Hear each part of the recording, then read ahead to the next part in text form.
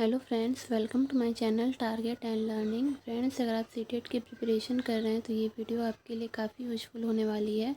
इसमें हम सीटेट के प्रीवियस ईयर क्वेश्चन करेंगे 2019 के। ये क्लास 1 to 5 के लिए है। अगर आप इसे देखेंगे तो आपकी प्रैक्टिस अच्छी हो जाएगी और अपने एग्ज़ाम में आप अच्छा भी कर सकेंगे। तो चलिए हम स्टार्ट करते हैं। हमारा पहला क्वेश्चन है, निम्नलिखित संरचनाओं में से शिक्षा का अधिकार अधिनियम 2009 किसकी वकालत करता है? तो इसका राइट आंसर होगा समावेशी शिक्षा यानी इंक्लूसिव एजुकेशन। शिक्षा का अधिकार अधिनियम 2009 समावेशी शिक्षा की वकालत करता है। इस अधिनियम के द्वारा समावेशी शिक्षा के अंतर्गत वे सभी बालक जो 6 से 14 वर्ष तक की आयु पूरा करते हैं, चाहे वे अलाभान्वित समूह के बालक हो, दुर्बल वर्ग के बालक हो या निःशक्त बालक हो या अन्य किसी अधिगम अक्षमता से ग्रसित बालक हो, सभी को अनिवार्य एवं निःशुल्क शिक्षा प्राप्त करने का अधिकार दिया गया है। ध्यातव्य यह है कि दिव्यांगजन अधिकार अधिनियम 2016 में दिव्यांग बच्चों के लिए 6 से 18 वर्ष की आयु तक मुफ्त शिक्षा के अधिकार की व्यवस्था की गई है। अब हम क्वेश्चन नंबर 2 देखेंगे क्या है। यह विचारधारा है कि सभी बच्चों को एक नियमित विद्यालय व्यवस्था में समान शिक्षा प्राप्त करने का अधिकार हो। इसका राइट आंसर होगा ऑप्शन डी, समावेशी शिक्षा। समावेशी शिक्षा वह विचारधारा है जिसमें सभी बच्चों को एक नियमित विद्यालय व्यवस्था में समान शिक्षा प्राप्त करने का अधिकार हो। निःशुल्क और अनिवार्य शिक्षा का अधिकार अधिनियम 2009 में प्रारंभिक शिक्षा में सभी बच्चों के समावेशन व समता के सिद्धांतों पर आधारित भेदभाव रहित शिक्षा प्रदान करने का मार्ग प्रशस्त किया गया है। यह अधिनियम सभी बच्चों को गुणवत्तापूर्ण प्रारंभिक शिक्षा प्राप्त करने व उसे पूरा करने का अधिकार देता है। हमारा क्वेश्चन नंबर 3 है, एक शिक्षक को चाहिए कि, हमारा राइट आंसर है यह संप्रेषित करे कि वह कक्षा कक्ष में सभी संस्कृतियों का सम्मान करती है एवं महत्व देती है। एक शिक्षक को चाहिए कि वह कक्षा कक्ष में यह संप्रेषित करे कि वह सभी संस्कृतियों का सम्मान करता है एवं महत्व देता है। राष्ट्रीय पाठ्यचर्या की रूपरेखा 2005 समावेशी शिक्षा की वकालत करता है तथा यह व्यक्त करती है कि बच्चों में व्यक्तिगत विभिन्नता, उनकी सामाजिक सांस्कृतिक विविधता आदि को कक्षा में समान महत्व देना चाहिए तथा उनके सामाजिक, सांस्कृतिक, भाषाई आदि किसी भी प्रकार की विविधता के आधार पर भेदभाव नहीं करना चाहिए। हमारा क्वेश्चन नंबर 4 है, बच्चे प्रभावी रूप से सीखते हैं जब, इसका ऑप्शन सी राइट होगा, वे विभिन्न गतिविधियों एवं कार्यों में सक्रिय रूप से भाग लेते हैं। शिक्षण की क्रियाशीलता सिद्धांत के अनुसार बच्चे प्रभावी रूप से सीखते हैं जब वे विभिन्न गतिविधियों एवं कार्यों में सक्रिय रूप से भाग लेते हैं।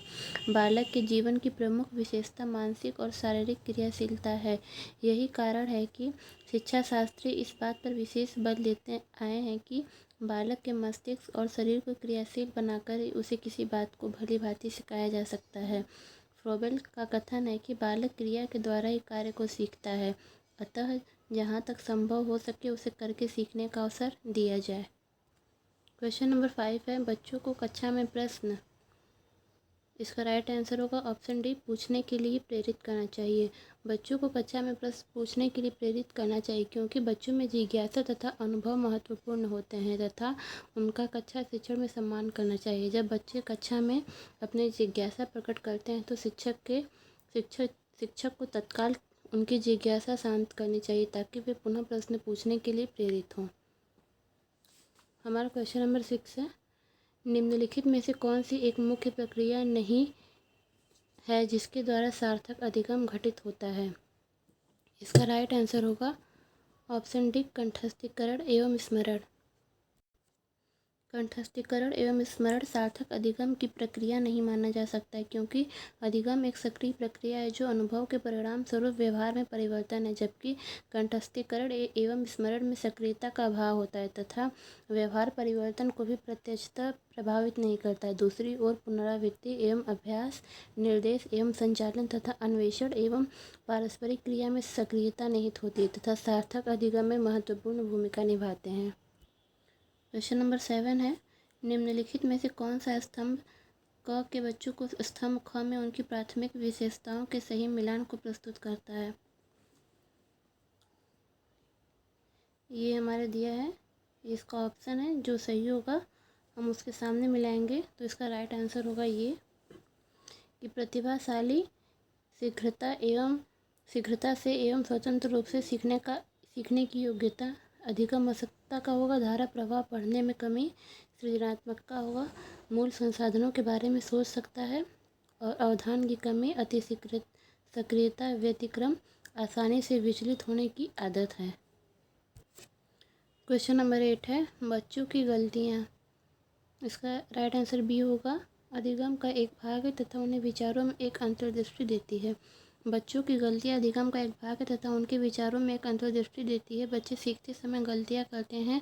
ये गलतियाँ खिड़की के समान होती हैं जो अधिगम में आने वाली कठिनाइयों की जानकारी शिक्षक को उपलब्ध कराते हैं। शिक्षक इन कठिनाइयों को समझकर उनको दूर करने का प्रयास करता है। क्वेश्चन नंबर 9 है मूल्यांकन को। इसका राइट आंसर होगा ऑप्शन ए, शिक्षण अधिगम प्रक्रिया का एक भाग होना चाहिए। मूल्यांकन को शिक्षण अधिगम प्रक्रिया का एक भाग होना चाहिए। मूल्यांकन एक सतत प्रक्रिया है तथा यह शिक्षण अधिगम प्रक्रिया का एक अभिन्न अंग है। सतत का तात्पर्य निरंतर से है। इसका अर्थ है आकलन को शिक्षण अधिगम प्रक्रिया में एक नियमित गतिविधि बनाना। सतत मूल्यांकन में छात्रों के प्रदर्शन को औपचारिक तथा अनौपचारिक तरीके से आंका जाता है। यह शिक्षण के साथ साथ चलता रहता है। छात्रों के प्रदर्शन का मूल्यांकन करने के लिए शिक्षक अवलोकन, साक्षात्कार, स्व तथा सहपाठी आकलन, समूह कार्य, परियोजना आदि विभिन्न तकनीकों का प्रयोग करते हैं। क्वेश्चन नंबर 10 है संरचनात्मक दृष्टिकोण के अनुसार अधिगम है। इसका राइट आंसर होगा डी, एक सक्रिय एवं सामाजिक प्रक्रिया। संरचनात्मक दृष्टिकोण के अनुसार अधिगम एक सक्रिय एवं सामाजिक प्रक्रिया है। संरचनात्मक दृष्टिकोण पियाजे के संज्ञानात्मक विकास के सिद्धांत पर आधारित है। इसके अनुसार ज्ञान अधिगमकर्ता द्वारा सक्रिय रहकर सृजन किया जाता है, न कि निष्क्रिय रहकर वातावरण द्वारा प्राप्त किया जाता है। वही वाइगोत्स्की ने समाज रचनावाद से प्रभावित संज्ञानात्मक विकास पर कार्य किया, जो कि व्यक्तिगत रूप से सामाजिक अंतरक्रिया की सहायता से वातावरण द्वारा ज्ञान के निर्माण पर बल देता है।